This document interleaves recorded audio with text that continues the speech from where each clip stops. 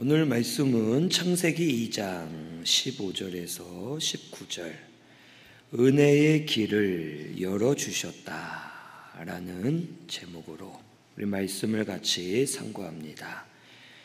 이 말씀은 하나님께서 에덴 동산을 만드시고 사람에게 어떤 은혜를 주셨는지 그것에 대해 기록해 주셨습니다.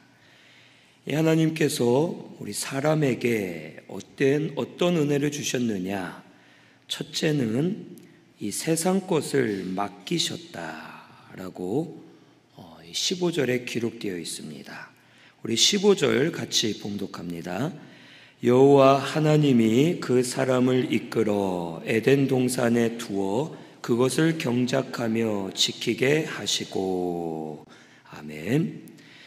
이 에덴 동산에서 그것을 경작하며 지키게 하셨고, 또 그 뒤에 보면 모든 것을 먹을 수 있도록 하나님께서 이 세상 것을 맡기셨다라고 우리가 볼 수 있습니다.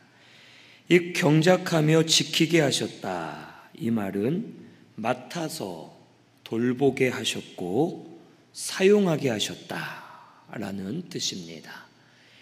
이 세상을 다스리며 사용하도록 하나님이 우리 사람을 하나님의 청지기, 또 하나님의 대리인으로 세워 놓으신 겁니다. 그래서 우리 사람은 이 세상을 주관해야 되고 다스려야 되고 필요한 대로 우리가 이 세상을 사용할 수 있는 겁니다. 이것이 하나님의 자녀의 권세고 자녀의 위치입니다. 그런데 지금 우리가 이렇게 못 살고 있죠. 세상을 주관하는 것이 아니라 세상의 주관을 받고 있고, 다스리며 사용하는 것이 아니라 빼앗기고 잃어버리고 세상의 종이 되어 살아가고 있습니다. 이것은 죄로 인해 모든 것이 깨지고 일그러지고 무너졌기 때문에 우리에게 있는 하나님의 권세를 우리가 바로 세우지 못하고 세상 앞에 굴복된 겁니다. 하지만 예수님을 통해 우리의 구원을 이루어 주셨고, 우리가 다시 예수님 안에서 하나님의 권세를 회복할 수 있도록 구원의 길, 은혜의 길을 우리에게 열어주셨습니다. 그래서 지금도 우리가 하나님의 통치를 받고 하나님 인도를 받을 때 온전하게 설 수 있게 됩니다. 사람도 세상 것도 사용하게 하시고 우리에게 필요한 대로 부어주셔서 하나님의 자녀를 통해 필요한 은혜를 공급해 주심을 우리는 깨달아야 되겠습니다. 누구나 상관없이, 조건에 상관없이 누구든지 믿음으로 나아가면 하나님이 우리에게 영적인 것을 공급해 주시고 쌓게 하시고 하나님의 권세를 다시 회복할 수 있도록 은혜의 길을 계속해서 열어주셨습니다. 이 에덴 동산 때에는 육의 것을 주셨지만 지금 우리에게는 예수님을 통해 영적인 것을 주신 겁니다. 왜 그러느냐? 육의 것도 주면 좋지 않겠느냐 생각하겠지만, 에덴 동산 때에 이 세상의 것은 깨끗하고 온전한 것들이었습니다. 그때 열렸던 열매들, 짐승들, 이 모든 것은 약육강식이 없고 불의함이나 악함이 없이 하나님 뜻대로 선하게 자라나고 만들어지는 세상이었습니다. 그래서 그때에는 세상 것을 하나님이 마음껏 쓰게 주신 것이고, 그것을 쓰면서 아담과 하와가 하나님께 영광을 올려드리고 하나님 뜻대로 쓰여질 수 있었던 겁니다.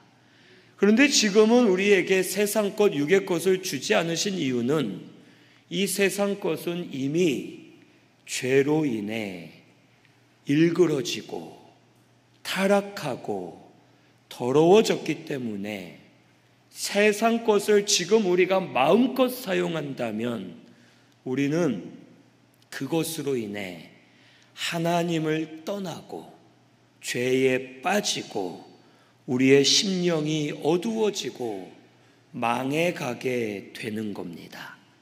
그래서 하나님께서는 예수님을 통해 새 은혜의 길을 열어주실 때 세상 것이나 육신의 것을 주시는 게 아니라 영적인 것을 열어주신 겁니다.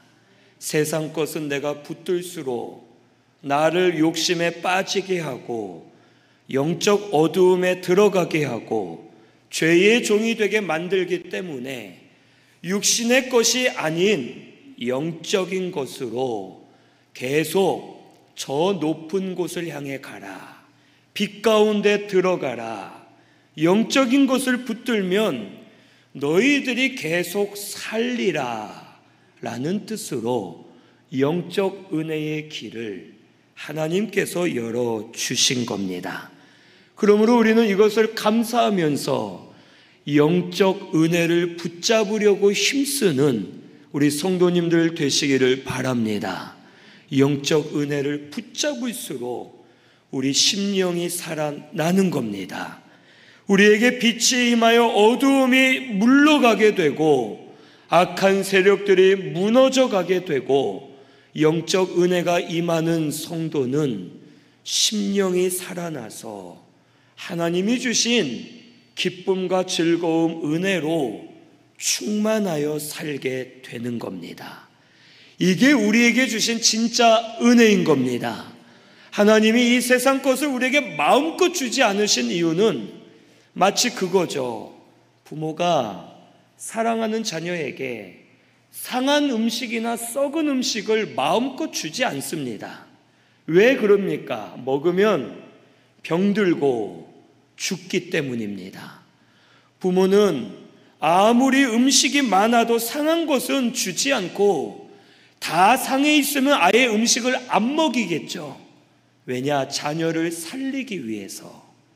이와 같습니다. 이 세상 것은 상한 음식과 같아서 우리가 먹으면 먹을수록 병들어 죽기 때문에 하나님이 믿는 자에게 다 부어주시지 않고 필요한 대로만 합당할 때만 주시고 우리에게 영적 은혜를 사모하도록 역사해 주시는 겁니다. 우리 신승교회는 영적인 것을 사모하시기를 바랍니다. 위의 것을 바라보시면서 하나님, 세상 물질보다 은혜 주십시오. 내 심령이 살아나게 해 주십시오. 우리 가족의 심령들이 변화되게 해 주십시오. 영적인 은혜를 구할 때 그 은혜로 말미암아 살게 되는 역사가 일어나게 되기를 바랍니다. 둘째, 우리에게 주신 은혜는 하나님의 명령을 주신 겁니다. 여기 16절에서 17절에 보면 여호와 하나님이 그 사람에게 명령하여 이르시되 라고 말씀하십니다. 하나님이 아담에게 명령하신 것이 그게 은혜라는 겁니다. 그리고 그 명령은 여기 나오죠. 동산 각종 나무의 열매는 네가 임의로 먹되 선악을 알게 하는 나무의 열매는 먹지 말라. 네가 먹는 날에는 반드시 죽으리라 라고 말씀해 주셨습니다. 하나님이 이 사람에게, 오늘 우리에게 말씀으로 명령하신 이유가 있습니다. 그것은 먼저는 하나님과 교통하라는 뜻입니다. 하나님의 명령을 우리가 이해하려면, 깨달으려면 하나님과 가까워져서 하나님의 뜻을 알아야 되는 겁니다. 하나님이 이 동산나무의 열매를 다 먹으라고 했는데 왜 선악과만 못 먹게 하셨느냐? 이 하나님의 뜻을 알아야겠죠. 알면은 감사하겠죠. 하나님의 뜻을 알려면 어떻게 해야 됩니까? 하나님과 교통해야 됩니다. 하나님과 가까워지고 하나님이 이런 뜻으로 이런 명령을 하셨구나 알게 될 때 하나님의 은혜를 감사할 수 있는 겁니다. 그런데 아담은 깨닫지를 못했죠. 아담과 하와는 마귀가 뱀을 통해 유혹할 때 저들의 마음속에 불만이 생겼습니다. 아니, 주려면 다 주지 왜 하나를 못 먹게 하는가? 저들 마음속에 불만이 생긴 거죠. 하나님 왜 그랬을까? 하나님의 뜻을 알지 못했기 때문에 불평하고 불만을 가지다가 선악과를 따먹는 죄를 범하게 되는 겁니다. 하나님이 하나를 안 주신 게 아니라 만약 10개를 안 주셨다고 그게 불평할 일입니까? 제가 항상 드는 비유가, 아니 편의점 사장님이 목사님은 삼각김밥 하나만 빼고 다 드셔도 됩니다. 그러면 제가 이런 것도 먹을 게 있고 이것도 먹으면 되고 저것도 먹으면 되고 감사할 일이지, 사장님이 쪼잔하게 삼각김밥은 왜 못 먹게 했을까? 불평할 일이 아닙니다. 하나님의 뜻은 명령에 순종할 때 더 많은 은혜가 임할 것을 알려주시려고 이런 명령을 하신 것인데, 아담은 하나님과 교통이 끊어졌을 때 하나님의 뜻을 알지 못하고 죄 가운데 빠지게 된 겁니다.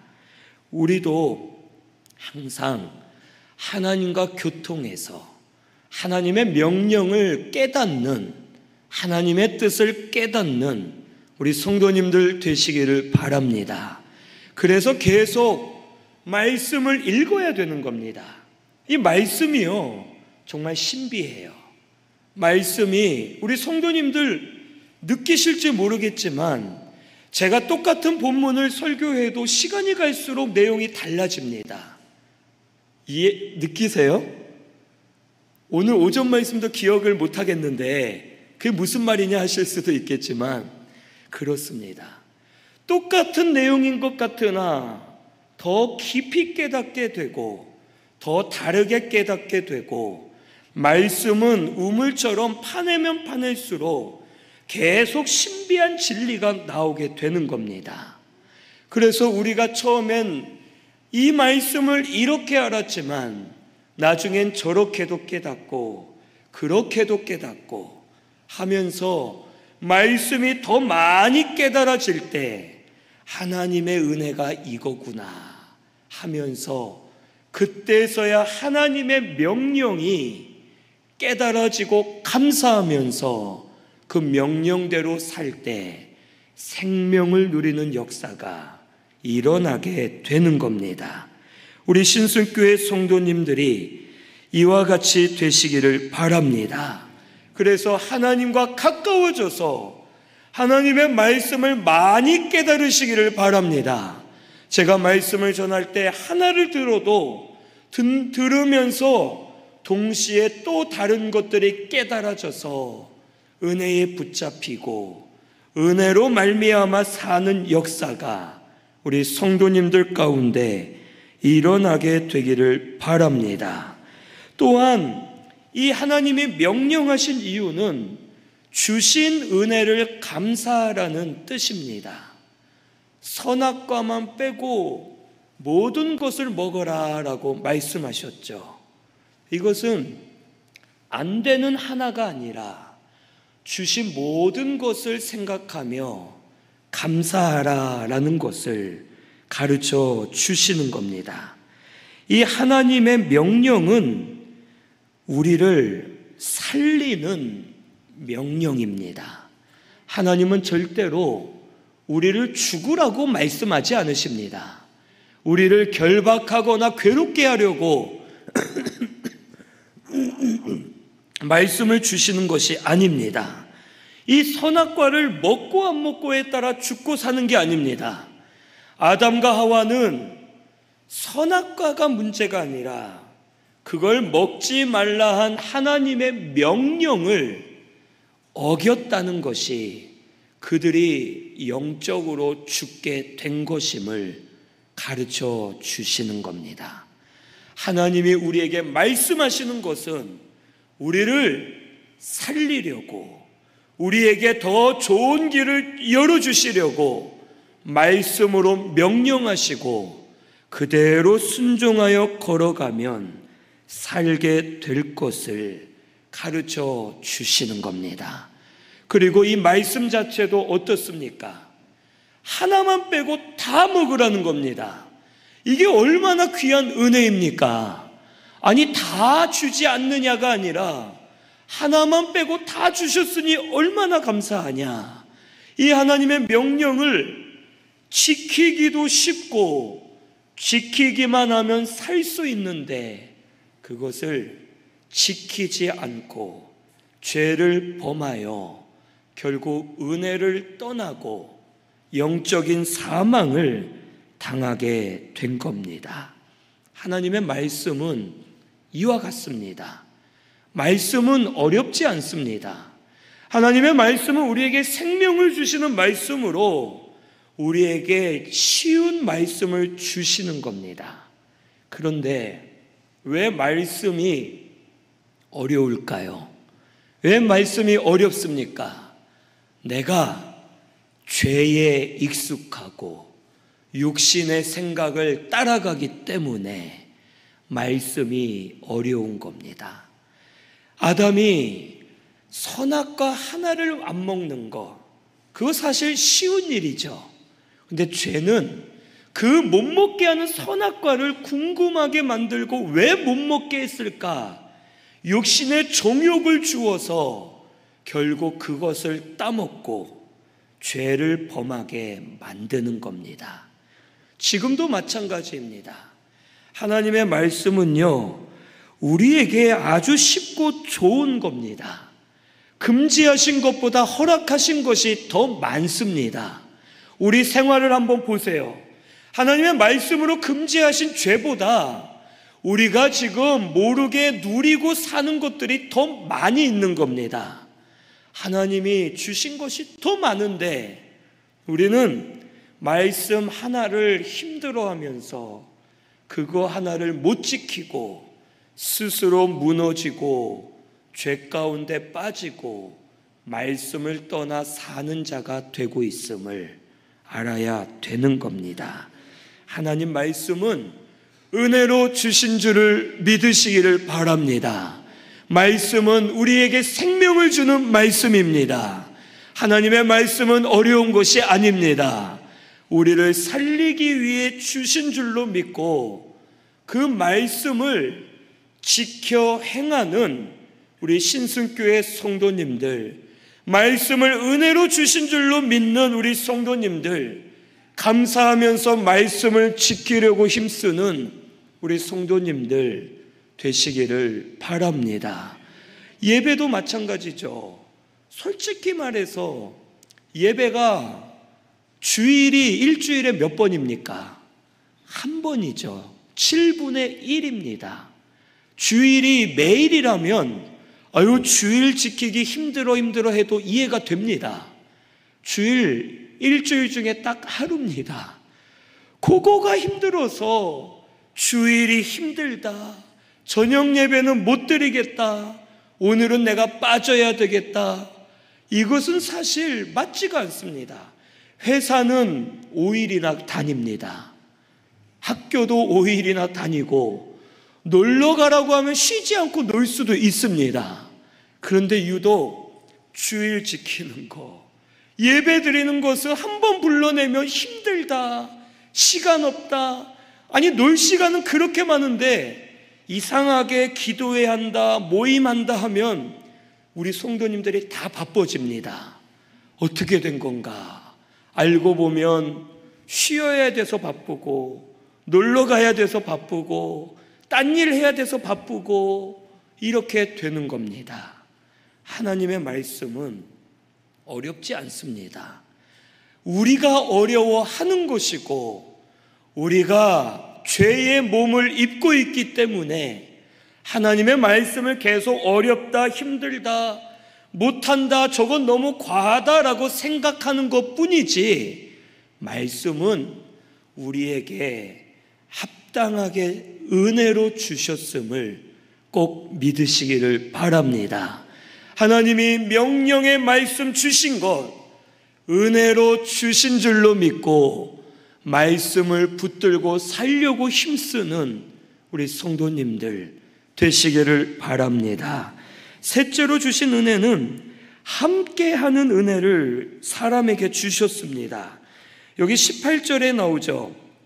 사람이 혼자 사는 것이 좋지 아니하니 내가 그를 위하여 돕는 배필을 지으리라 하시니라. 이 돕는 배필, 배우자를 아담에게 주셨습니다. 이 배우자가 있으므로 아주 든든하고 좋죠. 그렇죠? 왜 대답이 없으세요?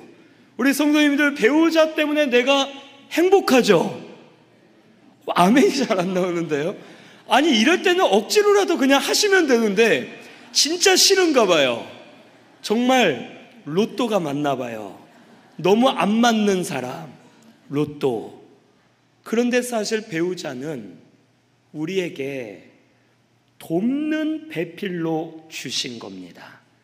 돕는 배필이 뭡니까? 나를 돕는 자입니다.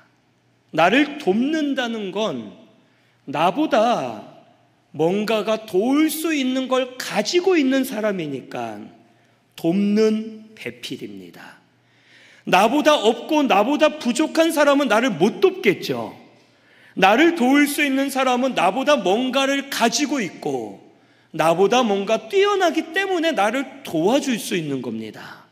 그래서 돕는 배필로 배우자를 주신 겁니다. 그래서 배우자는 하나님이 주신 돕는 배필임을 우리는 잊지 말아야 됩니다. 나보다 뭔가 더 대단한 게 있는 사람이다. 나에게 도울 것이 있기 때문에 나에게 붙여준 배우자다라는 생각을 가지고 감사하며 살 때 서로가 연합하여 하나가 되어 하나님을 잘 섬길 수 있음을 우리는 알아야 됩니다. 그런데 이것은 배우자의 문제만은 아닙니다. 이것은 우리 교회의 모습이기도 합니다. 교회에서 우리가 신앙생활 할 때에 혼자서는 할 수 없는 겁니다. 성도들이 같이 모여서 함께 교제하면서 각자의 역할을 감당하면서 우리가 서로 돕는 배필이 되도록 하나님이 세워주신 겁니다. 그렇기 때문에 우리 옆에 분들 한번 쳐다보세요. 좀 어색하시겠지만, 자, 옆에 분들 한번 쳐다보세요. 한번 옆에 분들에게 얘기해 볼까요? 당신은, 쳐다보면서 다시, 당신은 돕는 배필입니다. 진짜 그렇게 생각하셔야 됩니다. 아시겠죠? 우리는 나에게 없는 것이 다른 성도에게 있고, 다른 성도에게 없는 것이 나에게 있고, 서로가 돕는 배필로서 서로가 필요한 존재임을 믿으셔야 됩니다. 우리는 다 같은 한 몸이신 예수님 안에 있는 지체들입니다.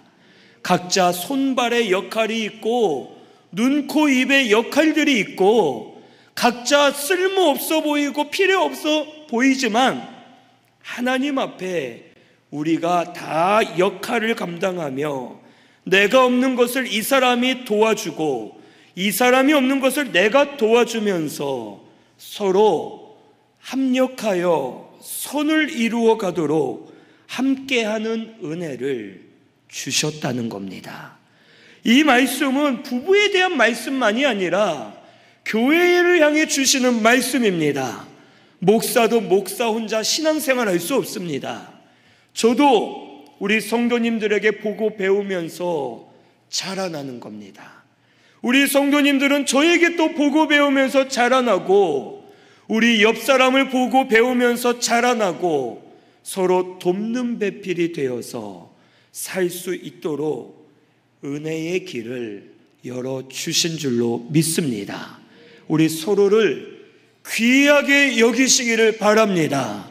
이 옆에 있는 성도, 때로는 마음에 안 들 수 있고 때로는 부딪힐 때도 있고 여러 가지 그렇겠지만, 분명 하나님이 필요해서 우리 교회에 붙여주셨다, 이것을 믿으면 그 사람을 통해 배우는 것이 생기고 은혜 받는 것이 생겨서 새로워지는 역사가 일어나게 될 줄로 믿습니다. 우리 옆에 보면서 한 번 더 할까요? 하면 부담되겠죠? 여기까지만 하겠습니다. 자, 네 번째 주신 은혜는 우리를 가장 사랑하고 존귀하게 여기신다는 겁니다. 여기 19절에 보면 여호와 하나님이 흙으로 각종 들짐승과 공중의 각종 새를 지으시고 아담이 무엇이라고 부르나 보십니다. 그리고 아담이 이제 이 생물들을 자기 생각대로 이름을 부를 때 그 짐승들의 이름이 그때 정해졌다라고 말씀하십니다. 이 말은요, 아담이 동물들의 이름을 지어줬다는 것은 하나님의 역할을 맡기셨다는 뜻입니다. 그만큼 우리 사람을 하나님께서 존중히 여기시고 우리를 높여주시고 우리를 사랑하시며 인정해 주신다는 것을 가르쳐 주십니다. 하나님은요, 우리를 절대로 하찮게 여기지 않으세요. 너 죄지었구나, 일로 와봐, 때리고 너 좀 망해라, 이러는 분이 아닙니다. 얘가 죄를 지었는데 어떡하지? 저 죄를 심판해야 되는데 요 놈을 어떻게 살릴 방법이 없을까? 책망을 어떻게 해야 될까? 목사나 주의 종을 통해 너무 강하게 하면 또 시험될 텐데 어떻게 해야 될까? 아마 이러실 겁니다. 하나님은 막 무서운 하나님으로서 이글이글거리면서 너 죄지었다, 죽어라, 이러시는 분이 아닙니다. 너 좀 회개 좀 하면 안 될까? 너 정신 좀 차려라, 내가 기다려줄게. 너 제발 좀 살 길로 가라, 내가 도와줄게 하면서 하나님은 우리 사람을 존중히 여기시고 귀하게 여기시고 우리의 마음과 생각을 존중해 주시면서 인정해 주시는 하나님이심을 가르쳐 주시는 겁니다. 그래서 우리에게 자유의지를 주신 겁니다. 안 그랬으면 하나님이 우리를 로봇처럼 조종하겠죠. 죄를 아예 짓지 못하도록 딱 막으시고 내 마음과 생각을 완전히 조종해서 하나님이 가라 하시는 대로 가고, 오늘은 돈가스 말고 짬뽕이다 이러실 거고, 오늘은 굶어라 이러실 겁니다. 그게 아닙니다. 하나님은 우리가 죄 짓는 것을 안타까워하시면서도 우리에게 맡기시는 겁니다. 내가 이만큼 너를 존중히 여긴다, 내가 이만큼 너희들을 사랑한다, 너희들을 귀하게 여긴다 하시면서 아담이 동물들의 이름을 짓게 하시고 그 이름대로 역사하셨음을 가르쳐 주십니다. 지금도 하나님은 우리를 존중히 여기시는 분임을 잊지 마시기를 바랍니다. 하나님은 우리를 사랑하고 계십니다. 하나님이 우리와 1대1로 관계를 맺으려 하시고 우리와 교통하려 하시고 우리를 인정해 주시면서 우리의 길을 주장해 주시는 이 하나님이심을 우리가 깨달아야 되겠습니다. 우리 이사야 43장 1절에서 4절 말씀 찾아보겠습니다. 이사야 43장 1절에서 4절까지입니다.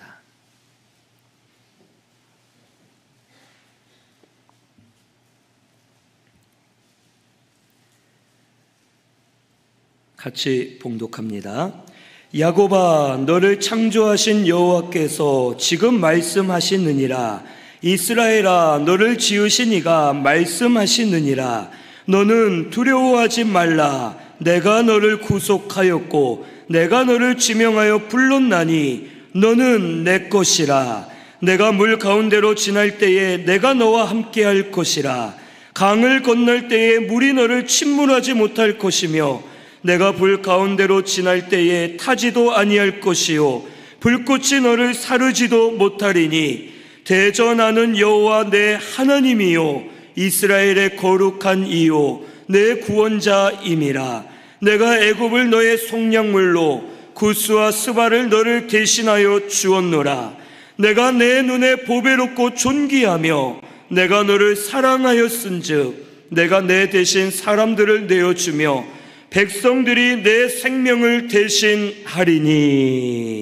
아멘. 하나님은 이처럼 우리를 보배롭고 존귀하게 여기시고 사랑하시는 하나님이심을 아담 때부터 우리에게 알려주신 겁니다. 이것을 잊지 말고 감사하며 하나님 사랑 안에 사는 우리 성도님들 되시기를 바랍니다. 하나님은 이미 태초부터 우리에게 은혜의 길을 열어주신 겁니다.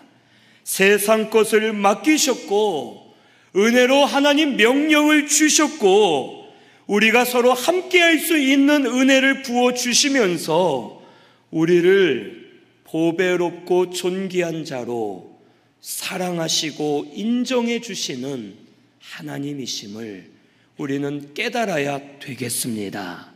지금도 이 은혜가 우리에게 임하고 있음을 기억하면서 하나님께 감사하며 사는 우리 성도님들 되시기를 바랍니다. 하나님이 지금도 은혜의 길을 활짝 열어주신 줄로 믿습니다. 이것을 믿으시고 하나님 은혜를 찾으면 이 은혜들이 보일 것이고 이 은혜 안에서 계속 회복되는 역사가 우리 성도님들 가운데 일어나게 되기를 바랍니다. 우리 말씀 생각하며